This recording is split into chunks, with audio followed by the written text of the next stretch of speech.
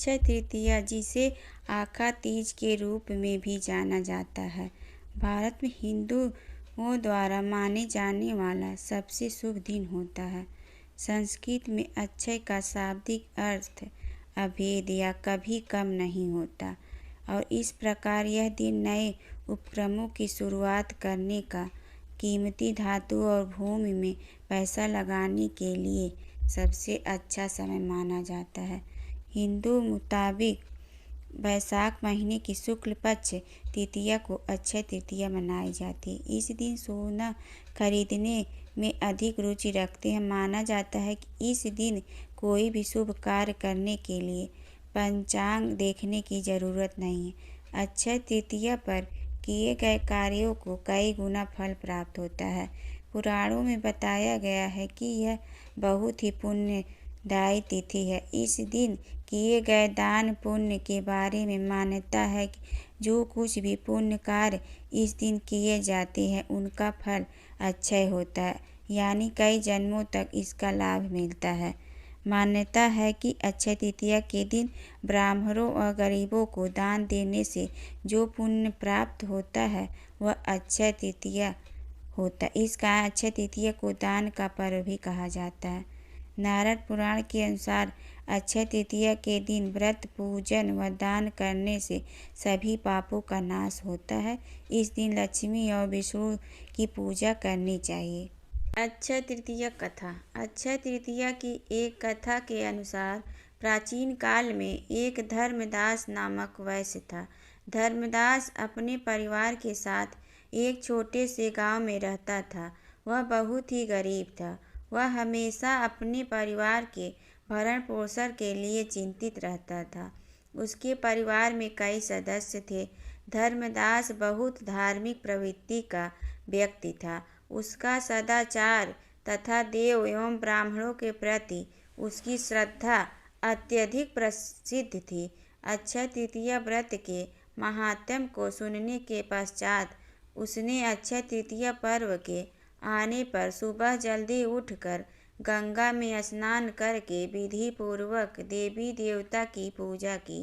व्रत के दिन सामर्थ्य अनुसार जल से भरे घड़े, पंखे, जौ, सत्तू, चावल, नमक, गेहूँ, गुड़, घी, दही, सोना तथा वस्त्र आदि वस्तुएं भगवान के चरणों में रखकर ब्राह्मणों को अर्पित की। यह सब दान देखकर धर्मदास के परिवार वाले तथा उसकी पत्नी ने उसे रोकने की कोशिश की।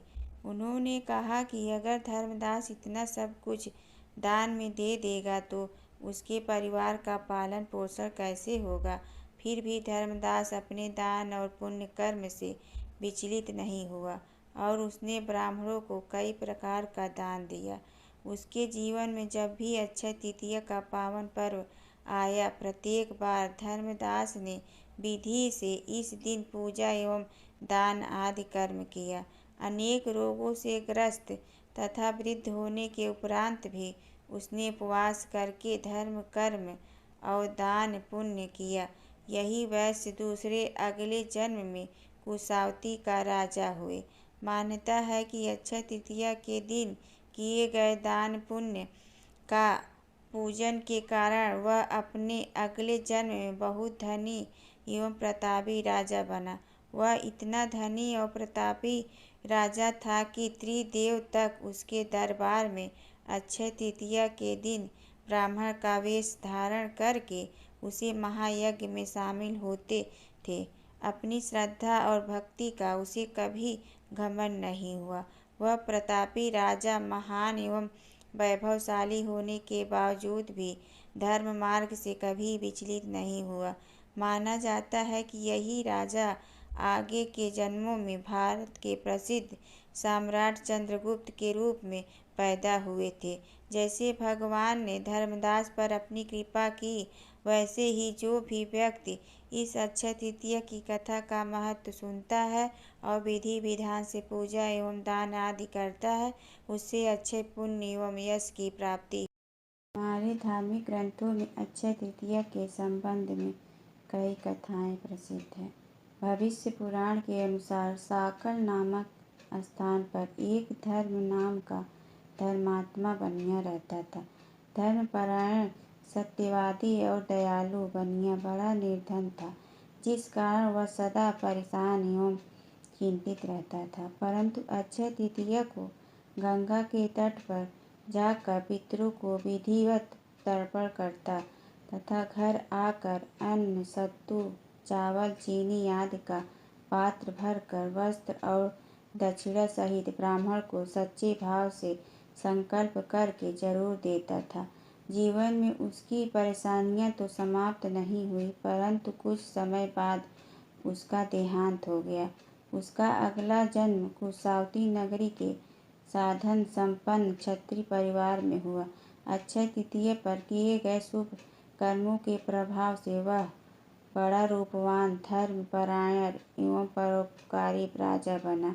उसने अपने राज्यकाल में ही ब्राह्मणों को अन्न, भूमि, गाय और स्वर्ण का दान दिया।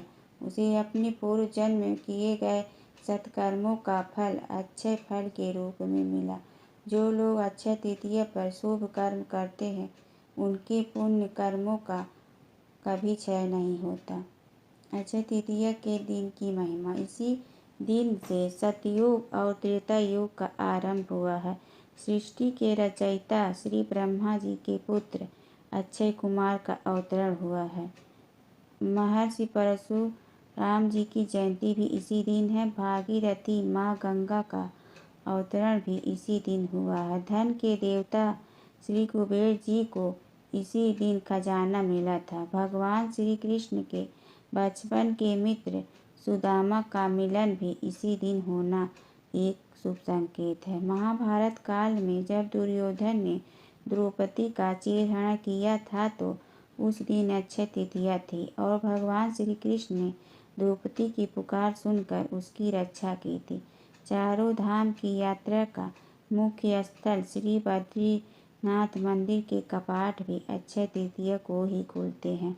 तब लाखों की संख्या में भक्त मंदिर में श्री बद्रीनारायण जी के दर्शन करते हैं। इस दिन भक्तों को वृंदावन के श्री बांके बिहारी मंदिर के चरणों में दर्शन कराए जाते हैं। अक्षय तृतीया की कथा। सनातन शास्त्रों में निहित है कि द्वापर युग में पांडवों को लंबे समय तक राज्य से बाहर रहना पड़ा था। एक बार पांडव अज्ञातवास में रह रहे थे। ऋषि दुर्वासा ने अपने शिष्य के जरिए यह संदेश भिजवाया कि वैशाख माह के शुक्ल पक्ष की तृतीया तिथि पर वे ऋषि दुर्वासा अपने शिष्यों के साथ भोजन हेतु घर पधारने वाले हैं। ऋषि दुर्वासा के शिष्य यह संदेश लेकर उस समय पहुँचे जब पांडव भोजन ग्रहण कर चुके थे। यह संदेश पाकर पांडव चिंतित हो उठे कि उन लोगों ने तो भोजन प्राप्त कर लिया है, रसोई गृह में अब भोजन भी नहीं है। ऐसी स्थिति में ऋषि दुर्वासा और उनके शिष्यों को कैसे भोजन कराया जाएगा। तत्कालीन समय में ऋषि दुर्वासा अपने गुस्से के लिए जाने जाते थे। इच्छा पूरी न होने पर ऋषि दुर्वासा तत्क्षण ही श्राप दे देते हैं। अगर भोजन नहीं मिलता तो ऋषि दुर्वासा पांडवों को भी श्राप दे सकते थे। उस समय द्रौपदी ने जगत के पालनहार भगवान श्री कृष्ण से सहायता हेतु प्रार्थना की। यह जान भगवान श्री कृष्ण पांडव के अज्ञातवास गृह पर आए। उस समय भगवान श्री कृष्ण ने भोजन पात्र में एक चावल पड़ा देखा। मुरली मनोहर ने चावल उठाकर ग्रहण कर लिया। इससे भोजन पात्र तत्क्षण अक्षय पात्र में बदल गया। अक्षय का आशय कभी न खत्म होने वाला है। इसके बाद ऋषि दुर्वासा अपने शिष्यों के साथ पांडवों के घर पधारे। उस समय द्रौपदी ने सभी को भोजन कराया। इसके बावजूद अन्न पात्र में भोजन कम नहीं हुआ। श्री परशुराम जयंती। परशुराम श्री भगवान विष्णु के अवतार है। ये ऋचिक के पौत्र और जमदग्नि के पुत्र हैं। इनकी माता का नाम रेणुका है। परशुराम जी भगवान शंकर के परम भक्त हैं। भगवान शंकर ने परशुराम जी को एक अमोघ अस्त्र परशु प्रदान किया। इनका वास्तविक नाम राम था। वरदान रूप में परशु धारण करने के कारण इसका नाम परशुराम पड़ा। परशुराम जी अपने पिता के परम भक्त थे। इन्होंने अपनी पिता की आज्ञा से माता का सिर काट डाला था। पुनः पिता के आशीर्वाद से माता की स्थिति यथावत हो गई। परशुराम जी के पिता जमदग्नि के आश्रम में कामधेनु गाय थी, जिससे मनचाहा वर प्राप्त कर सकते थे। कामधेनु गाय सभी मनोकामनाएं पूर्ण कर देती थी। कामधेनु गाय की अलौकिक ऐश्वर्य शक्ति को देखकर कार्तिवीर्यार्जुन उसे प्राप्त करने के लिए बल प्रयोग किया और उसे महिष्मति ले आया। जब परशुराम जी को समाचार मिला तो उन्होंने कार्तवीर्यार्जुन को तथा उसकी संपूर्ण सेना का विनाश कर डाला।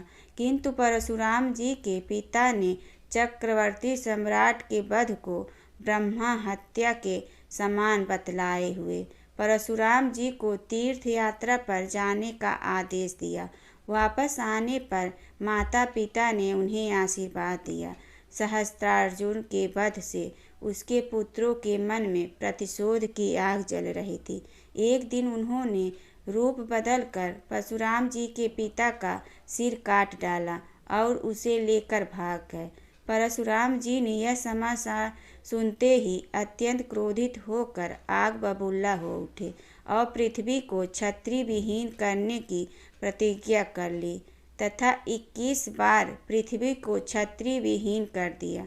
फिर पिता के सिर को धड़ से जोड़कर कुरुक्षेत्र में अंत्येष्टि संस्कार किया। पूर्वजों ने उन्हें आशीर्वाद दिया और उन्हीं की आज्ञा से उन्होंने संपूर्ण पृथ्वी प्रजापति कश्यप जी को दान में दे दी और स्वयं महेंद्राचल पर तपस्या करने चले गए।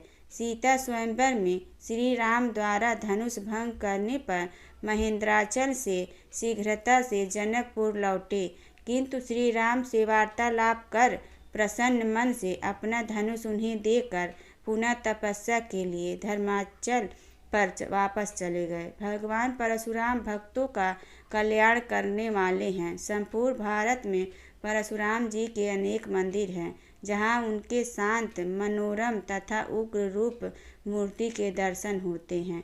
बोलो परशुराम जी की जय हो।